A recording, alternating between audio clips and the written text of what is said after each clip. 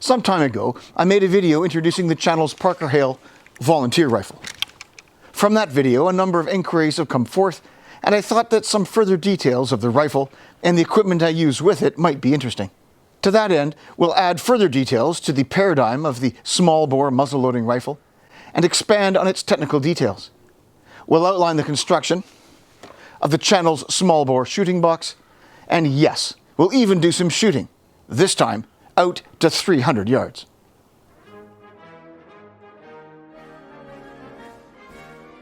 The so-called small-bore muzzle-loading rifle of the 1860s held an interesting parallel position to that of the service rifle of the era, the P-53 Enfield rifle musket. For a time, it might have been thought of as being a replacement for the larger 5.77 bore service arm. That was not to be, however. A number of factors contributed to this. 1. The relative effectiveness of the P-53, which was categorically, ballistically inferior to the small bore, but still deemed to be more than acceptable. 2. A rather glacial progress in trials and testing, perhaps unprovoked by any sort of pressing need. 3. A somewhat imperfect ammunition construct. And 4, perhaps most importantly, as the decade progressed, the ultimate demise of the muzzleloader in favor of breech-loading arms. The small-bore rifle did find a home. As it was certainly superior to its large-bore cousin, the small-bore found a home within the target shooting community. The 1860s saw a massive increase in the interest of shooting as a sport, and it was there that the small bore, free of the conditions of active service that may have lessened its effectiveness, excelled. Notwithstanding the very limited use of the small bore muzzle-loading rifle as a service arm, it was in its use in the world of competition target shooting where it would truly make its mark. The world of small-bore muzzle-loading rifles in the British and Empire context can be admittedly somewhat confusing. Perhaps a small confirmation of the paradigm before we begin. As mentioned, the Whitworth was the first of these rifles. We can group them into two main categories: the military small-bore rifle and the small-bore target rifle. The military rifle, as its name entails, was an ordnance pattern arm intended for military service. These generally existed in the form of the P-62 and the P-63 Enfield Whitworth rifles. They featured conventional sights, notwithstanding the provision of dual settings for both cylindrical and hexagonal bullets, a conventional full stock, and provision for a bayonet. These existed only, as the name implies, with Whitworth rifling. They were issued in dribs and drabs about the Empire in generally experimental guises, but they were issued to full battalions, namely the 4th Battalion Rifle Brigade, and the 1st and 2nd Battalions of the King's Royal Rifle Corps. These issues, however, should be seen as very much a continuation of the greater trials of the 1860s. Uncovering evidence of the actual use of the military small-bore rifle is troublesome to say the least, but friend of the channel Bruce, himself an avid student of the New Zealand Wars of the 1840s and 1860s, presented these findings, showing a unique window into the limited way the Whitworth rifle saw service about the Empire in the mid-1860s. His references indicate that relatively small quantities of Whitworth service rifles arrived in New Zealand in 1864, and were intended to be issued to 12 picked marksmen in each of a number of regiments serving in New Zealand. It would appear that they were then to be formed into a company for general employment in sharpshooting while on campaign. The second category was the small-bore target rifle, as used in so-called all-rifle competitions of the era. These bore considerable similarities to the military version, at least at the outset, but would eventually transform into a dedicated, say, thoroughbred implement with none of its previous military-like characteristics. As shown here, they are representative of their times, with their full stocks and somewhat conventional sights. It's important to realize that these target rifles actually arrived on the scene before the military decided to dip their toe in the small-bore pond, as it were. As mentioned in the previous video, Queen Victoria fired the inaugural shot of the first gathering of the NRA on Wimbledon Common in 1860, predating the issue of the military version of the Whitworth by some 4 years. These rifles were allowed in the so-called all-rifle competitions, those being separate from the service rifle matches shot with the Enfield. These rifles could be, and were, of excessively high quality, and could feature checkering at the small and forestock, upgraded adjustable sights, and even completely decorative features such as patch boxes. As they were not military rifles, they did not feature provision for fixing of a bayonet. Interestingly, though initially dominated by Whitworth rifled examples, other types of rifling would be patented and manufactured, leading to our general familiarity with the likes of Henry, Metford, Kerr, and others. Although not the preserve of this video, it was examples of these rifles, manufactured by the trade, that would be bought and shipped across the Atlantic, admittedly in astonishingly small numbers, to be used by picked sharpshooters, famously of the Confederate Army. The small-bore target rifle would, as the decade of the 1860s progressed, evolve into, as mentioned, a thoroughbred target rifle, half-stocked with a pistol grip, a heavy barrel, and often fully adjustable diopter or aperture sights, set on tall, finely graduated ladders, often mounted at the small of the butt. These rifles didn't even have provision for a ramrod, let alone a bayonet, thus allowing for the maximum weight to be distributed into the barrel. Often firing large charges, the bolsters of these rifles were reinforced and their lockwork was finely tuned.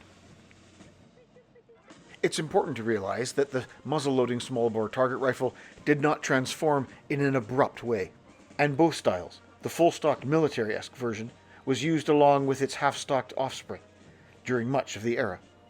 Thanks to David Minchell of Research Press for providing the photo showing both types in use, and further lending considerable clarity to the story of the small-bore target rifle. For more information, see his Research Press website. Although my rifle has been presented in the previous video, perhaps a short recap in relation to the classes of small arms just described. It is a so-called volunteer rifle made by Parker Hale in Birmingham, England. This is a marketing name above all else, as it alludes to the fact that it is based on the types of small-bore military target rifles commonly associated with the volunteer movement of the 1850s and 60s. Its name causes a bit of confusion at times. This was not the type of rifle that the volunteer movement was armed with. But in fact, the volunteer movement, as part-time home defense infantry, were armed with the service rifle of the era, the 5.77 Enfield rifle musket, and not a small-bore version thereof. Perhaps the name was chosen to reflect the use of such rifles in the aforementioned all-rifle competitions, at which many volunteers, some very accomplished shots in their own right, would often eagerly participate in. It's .451 in caliber and rifled with Henry rifling, at a 1 in 20-inch twist along its 33-inch barrel, conforming to the general dimensions of a typical short or two-band Enfield rifle. The Henry rifling is the same 7-sided polygonal rifling as was found in the later Martini Henry. The outside dimensions of the barrel are quite similar to that of the contemporary service rifle, which was .577 in caliber, and therefore this one is considerably heavier, with much thicker walls. I have mounted a set of aftermarket sights, both front and back, but more on those later. Cosmetically, it lacks any provision for a bayonet, in common with its historical target rifle brethren. It features checkering at the small and on the forestock. This is in common with many private purchase rifles of the era. So, as we see, and as its name implies, it is a representation of the small-bore military target rifle as was popular in the 1850s and 60s, while not being a reproduction of a specific arm.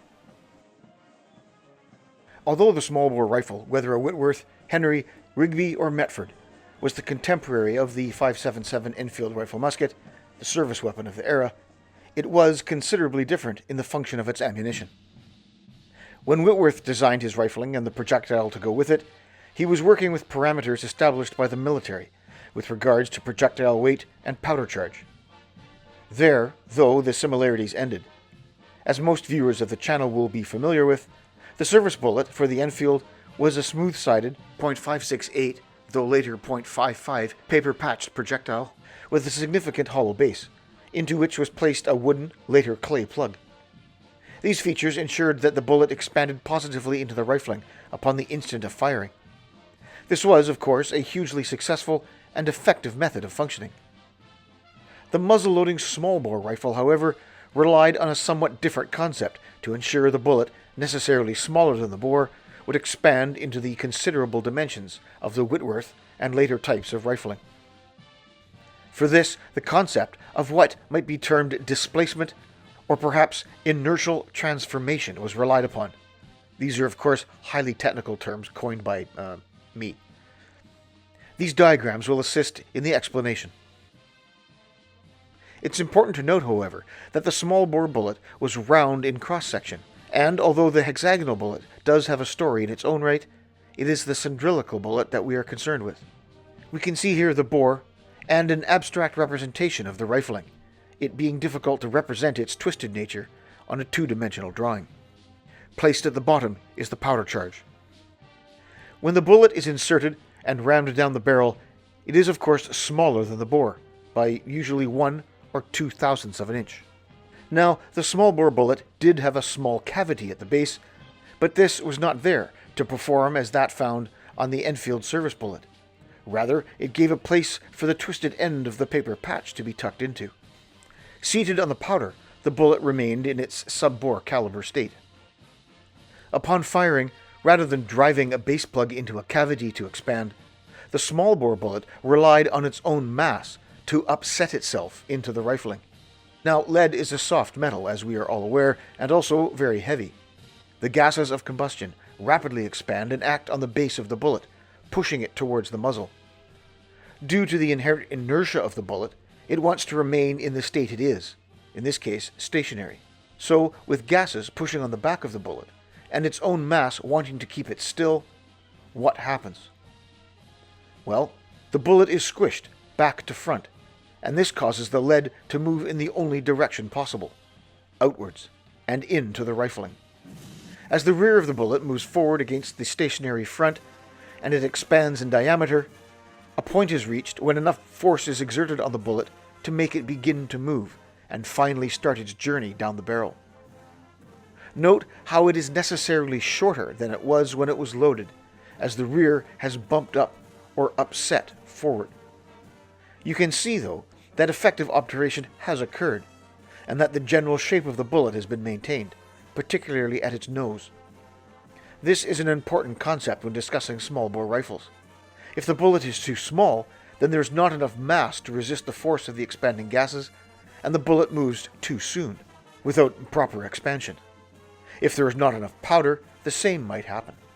So, in working up the rifle, it is the management of these parameters that we experiment within.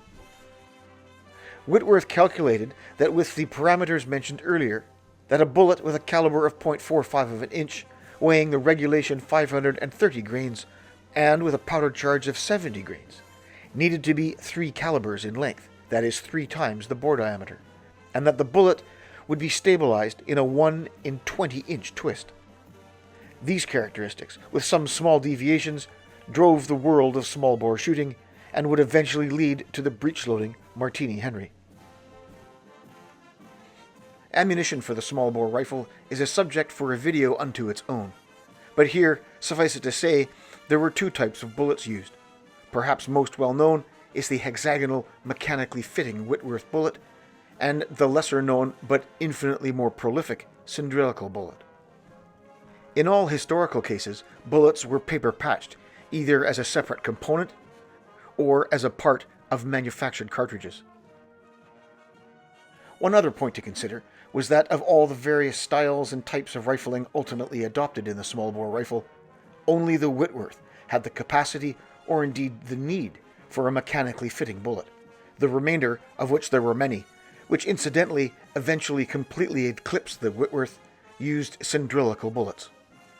As it pertains to hexagonal versus cylindrical bullets, there really wasn't an accuracy advantage, but rather a velocity, and therefore a trajectory and penetrative advantage.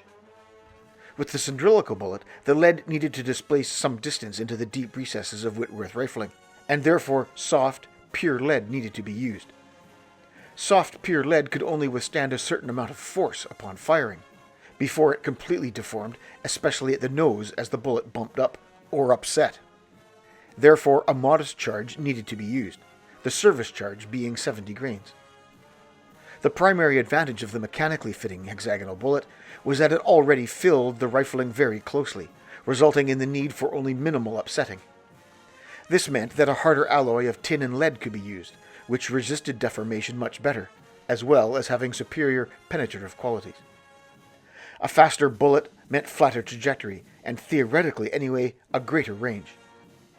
This is aptly demonstrated by the aforementioned provision of dual sight settings on the Service Whitworth. The bullet that I use in the Volunteer was designed by Lee Shaver.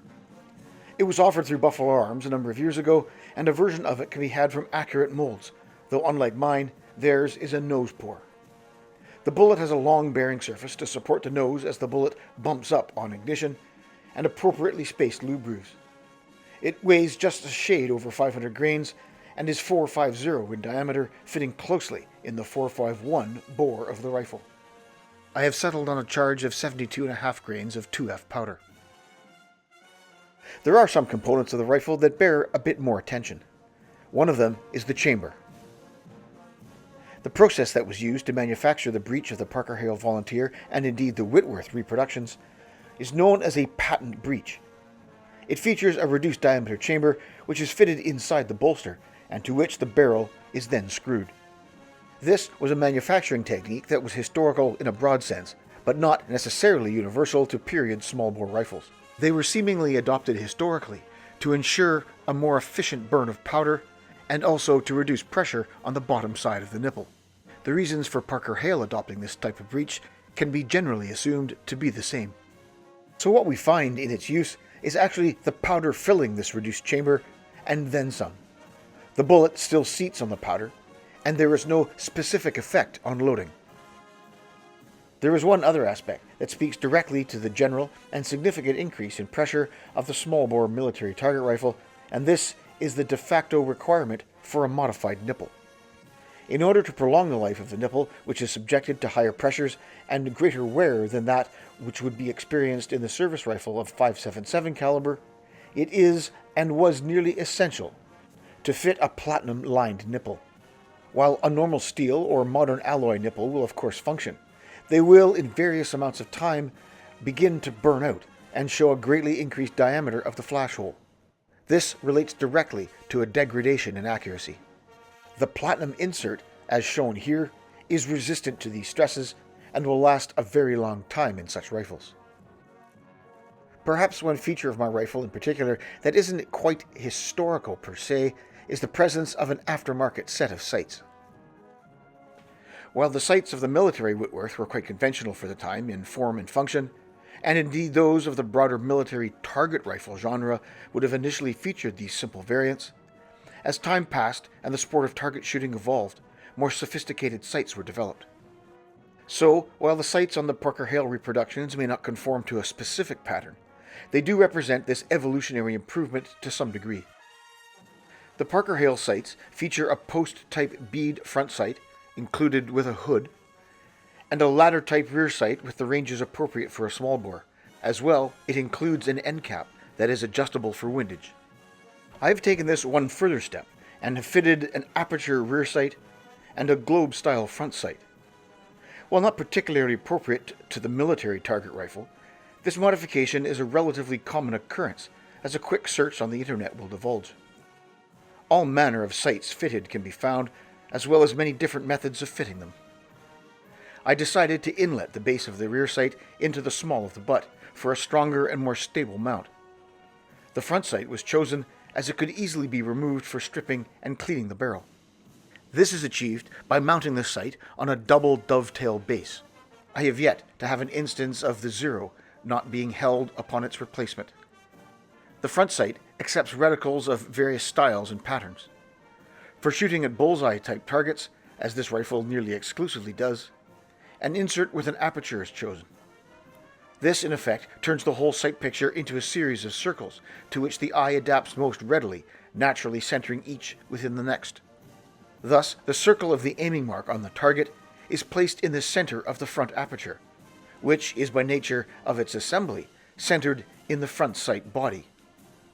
This round shape is then centered in the rear aperture, completing this series of concentric circles.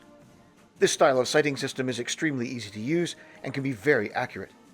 Differences in the size of aiming marks, depending on range or physical dimensions, can be accommodated with different front apertures. The graduations on the rear sight are given in inches and are measured on a vernier type scale. Range markings are completely absent. Thus, the readings for specific ranges, conditions, or charges must be arrived at by trial and error. For instance, I found that for shooting at 300 yards with a 75 grain charge and the Lee shaver bullet, an elevation of 0.75 inches is acceptable. This can also be read on the scale as simply 3/4. The sight is adjusted by first unscrewing the eye cup, which acts as a clamp, and then turning the elevating screw on the top of the sight. One can calculate the required change by measuring the difference between the mean point of impact and your intended point of impact, and applying some basic algebra. Or one could use the channel's figure of merit calculator, which features a sight adjustment tool. For shooting at 200 yards, I've determined that a setting of 0.60 is appropriate. This can also be read as simply 1/2 plus 2 full hash marks. As you've seen, the sight is adjustable to 1/100th of an inch, and can therefore accommodate the most minute alterations. For shooting at 100 yards, I've determined that a setting of 0.49 inches is appropriate. This can also be read, kind of convolutedly, as being 1/4 plus 4 read off the vernier scale located on the slide. Once the sight is set, the eye cup is twisted, clamping everything in place. Perhaps one of the topics that garnered the most attention after the publication of the first video was in regards to my shooting box. I thought that this might be the time for a bit more of a deep dive. Now, some of the basic details might be redundant from the first video, but here is a quick recap. It was designed to furnish everything necessary to shoot the volunteer, though any small-bore muzzleloader would certainly be happy here. I decided on the upright design, as I could then incorporate a stand, so that the typical austere conditions that I shoot in would not be a barrier to the somewhat complicated arrangement of loading and firing. As you can see here, the setup is quite straightforward, and once open, only a few things need arranging before shooting can commence. It took a long while to complete the game of Tetris required to fit all the components inside, but now that it's done, it all works quite well. Here is an overview of the components held in the shooting box. At the top, there is a bullet rack holding 60 rounds made out of 3/4 inch mahogany and glued in place. For transport, a simple piece of foam is placed over the bullets to keep them secure. Below that is the bracket for mounting the card wad box. This is a simple brass affair with a hinged lid that I made, which has 2 clips on the back. It was too big to fit permanently in the upper position for use, so I had to resort to the clip-on bracket arrangement to accommodate the different positions for storage and use. On either side, attached to the lid doors, are 2 small brass compartments which hold cleaning patches, one for wet and one for dry. And below, on the left-hand side, is a clip to hold the loading funnel. In the center is fixed the cap compartment. This is a hinged affair held in place by a leather strap. Once it's deployed to the lowered position, the lid can be lifted for access to the caps. On the right-hand door, there's a similar arrangement of patch compartment and a clip to hold the nylon loading rod. In either case, the clip holds the funnel or the rod in the same fashion. Down the center, there's the rack that holds 60 charges in glass vials. These vials will hold upwards of 80 grains with a bit of fiddling. As I've settled on a 72.5 grain charge, there's plenty of room. The aforementioned bracket for the storage of the card wad box sits just below, and below that, I've fixed an old disused cap tin. I use this to carry the extra inserts for the front sight as well as a ball puller.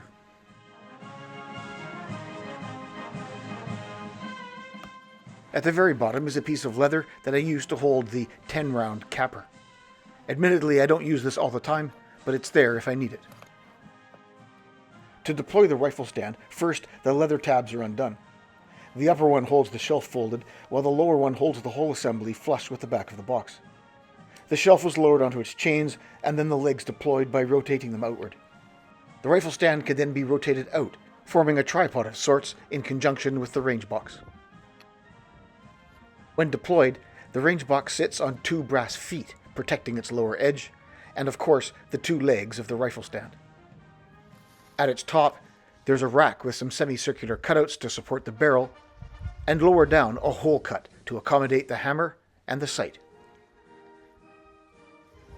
To pack up, once the card wad box has been put back in its storage bracket, I have a piece of foam that I use to cover the bullets, and then the doors shut with admittedly fairly close tolerances to be latched closed.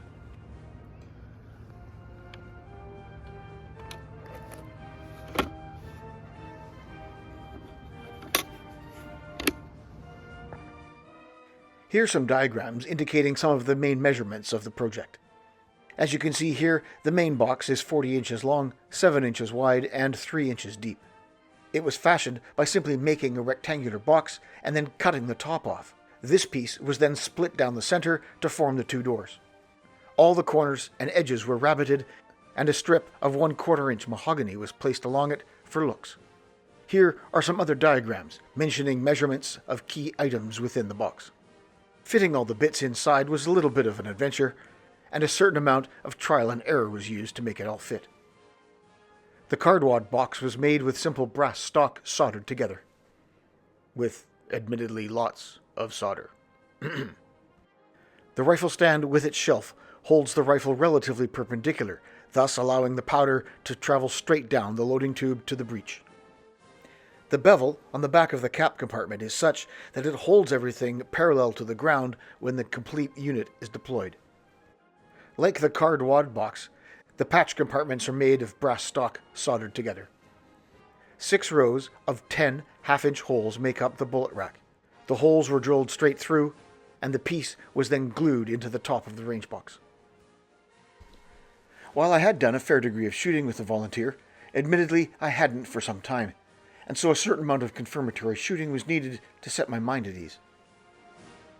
The target was a simple gridded screen, making it easier to measure the figure of merit, the preferred way to assess accuracy, with an overlay of sorts of a larger aiming mark. This is based on the Muzzleloaders Association of Great Britain target dimensions for 200 meters. This larger mark better fills the front aperture of the rifle, making the sight picture easier to achieve. The whole assembly was hung on the channel's field target frame, based on a simple 2x2 construct with a pair of commercially available brackets. Although the loading procedure I used with this rifle has been explained in the previous video, perhaps some general review. Based on previous shooting, I selected 2 loads to confirm. The first was 72.5 grains of 2F powder.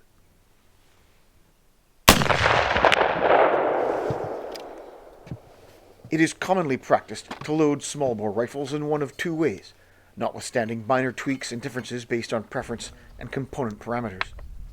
The version I use is representative of the cleaning after the powder method. Here, the powder is poured down the funnel. That item intended to ensure the powder uniformly and exclusively is deposited at the breech, followed by the insertion of a card wad. The card wad is pushed down the barrel and gently seated on top of the powder. This performs 2 functions. 1, it protects the bottom of the bullet, and 2, it prevents any migration of moisture during the subsequent cleaning process. Next, the barrel is cleaned with a damp, then dry patch, with the powder protected by the wad. The wet patch is, just as I mentioned, damp, and serves to loosen any fouling accumulated in the barrel from the last shot. You'll notice a vigorous working of the patch up and down, focusing on parts of the barrel that have a greater degree of fouling buildup. You can see here on this patch the degree of fouling normally expected between rounds. The dry patch serves to remove further remaining fouling and prepare the bore for the next shot. You can see here that it typically is not quite as dirty. The penultimate step is placing the bullet in the bore. This is done relatively carefully without any undue pressure on the nose of the bullet. Pushed down on top of the card wad, its seating is gently confirmed with a couple of light taps. The last step, of course, is capping. In common with other muzzle-loading rifles of the era, the volunteer uses what we today call musket caps. The method's main benefit is the fact that the communication from nipple to breech is protected from the damp patch that would otherwise run the risk of depositing moisture and fouling, blocking the priming flash from the nipple. This would be the case in the other general method of loading, whereby the barrel is cleaned to the breech before the powder is poured. In this method, it may be important to have to fire a cap before loading to ensure that there are no obstacles or moisture that would impair ignition. In some circles, this might mean extra back and forth to a firing point, or other embuggerances, as well as a double expenditure of caps overall. Recoil is heavier than that of the Enfield. It's not uncomfortable, but the cumulative effect of the small bore's characteristics are definitely noticeable. And when given the right conditions, its report is majestic. This first effort gave remarkably consistent velocities of around 1,080 feet per second. When the collected data was entered into the figure of merit calculator, it gave a figure of merit of 2.03 inches and a group size of just under 8 inches. Not too shabby in my books. Interestingly, this is about twice as accurate as the Enfield, which can net a figure of merit of just over 2 inches at 100 yards in my experience. Next up was the 75 grain load.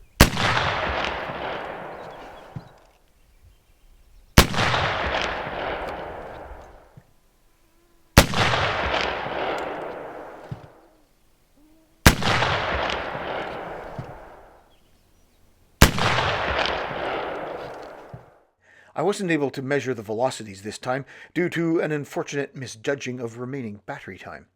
But the data revealed a figure of merit of 2.11 inches and a group size of just a shade under 7 inches. This confirmed my previously collected data, in that the 72.5 grain load was the superior one. Despite its slightly bigger group size, it was mathematically more consistent. Unfortunately, it would have to wait for yet another outing to stretch the range to 300 yards. In Alberta, at the 2024 shoot, we had indulged in a bit of long-range shooting and ran a match at 300 yards. We used the channel's Victorian steel target system for this.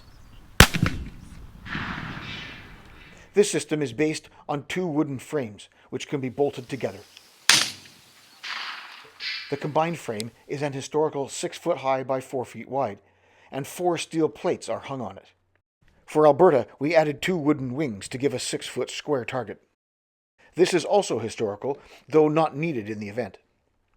As it was, I had taken the volunteer to shoot this match, but by the time it was all said and done, we had run out of time. But one of the benefits of owning the target is that I could shoot it on my own time, which is what I did later in the summer. Here then is my effort in the British Militariaforum Wimbledon match. It was best 10 of 13, shot at the Victorian 6 foot target, which featured a 2 foot square aiming mark worth 3 points, and a 4 foot inner worth 2 points. The outer, or rest of the target, was worth 1 point. I elected to use a rest for this shoot, as I was looking to get the best out of the rifle, as I'd never shot it at 300 yards before. Things started well enough, if slightly low. I had given a somewhat arbitrary amount of elevation over the 200-yard setting, and I suppose it was just luck that it just snuck into the black.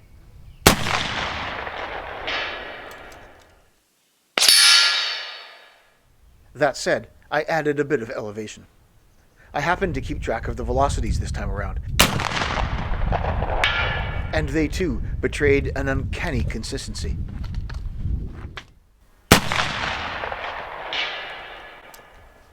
After having a gander, I added slightly more elevation, in the hopes that this final adjustment would be enough.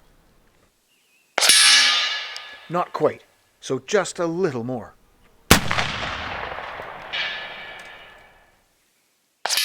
That got it. From here on, I settled into the rhythm of loading and shooting, confident of the sight setting and the rifle's performance.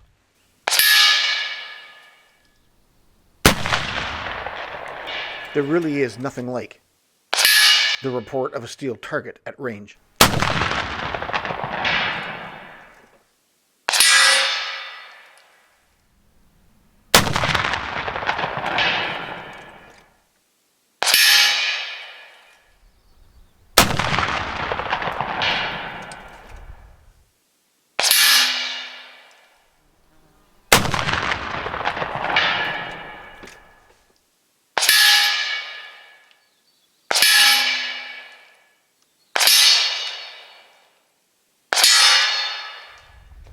Well, there's the volunteer, first time out at 300.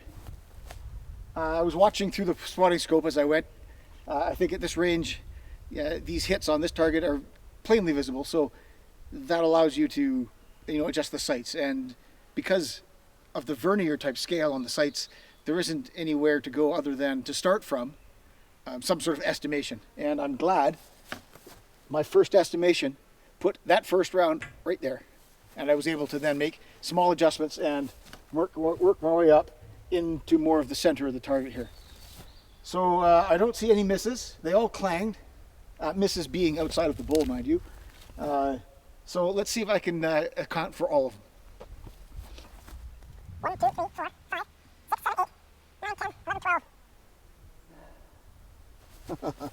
Man, that's hard to say. We get into this center here and all these bolts that are holding the plate down.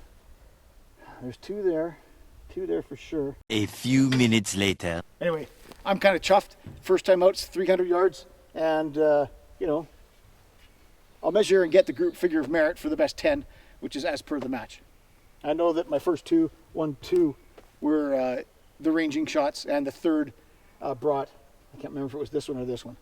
But anyway, here we go. I was able to finally confirm that there were indeed 13 hits, and taking the best 10 rounds, it was a perfect score. Perhaps more interesting was the figure of merit and group size.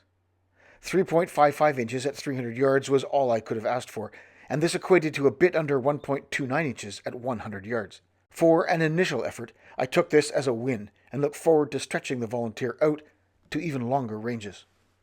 Many thanks to friend of the channel David at Research Press for his continued support in information, clarification, and research. If the subject of the arms, ammunition, and history of mid and late Victorian target shooting is up your alley, then I suggest making a stop there. His digest, published yearly, contains all manner of fascinating, related articles. If you'd like to support the channel, please stop by our Patreon page. The link is in the description below. For more information on projects and updates between videos, follow us on our Facebook page. What was once Utreon is now Player. It still remains a good alternative to YouTube and Patreon, as those platforms have become rather troublesome for content as found on this channel. May I suggest following British muzzleloaders there as well.